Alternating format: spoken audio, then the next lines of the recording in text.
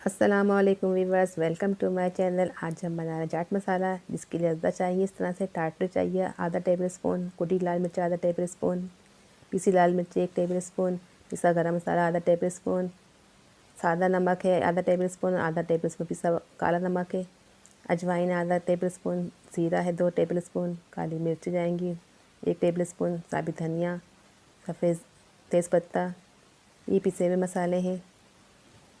और ये मसाले साबित हैं, इसको हम हल्का सा भुनेंगे तवे पे और फिर इसको जार में पीसेंगे। इन सब जो साबित मसाले हैं इसको हम हल्का सा भून लेते हैं, उसको जार में डाल के हम पीस लेंगे।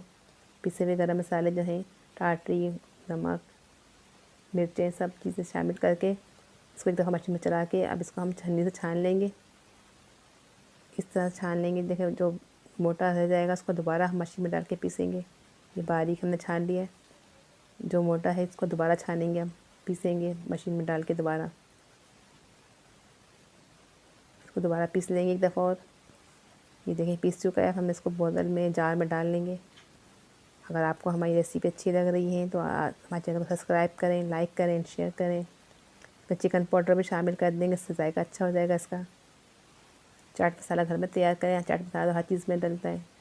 चिप्स में डालें, दही दही बड़ों में डालें, छोलों में डालें। चाट मसाले से हर चीज़ का, डिश का मज़ा दोबाला हो जाता है। हमने इसको बोतल में भर, जार कांच की बोतल में भर के रख लिया है। मिलते हैं नेक्स्ट वीडियो में। अल्लाह हाफ़िज़।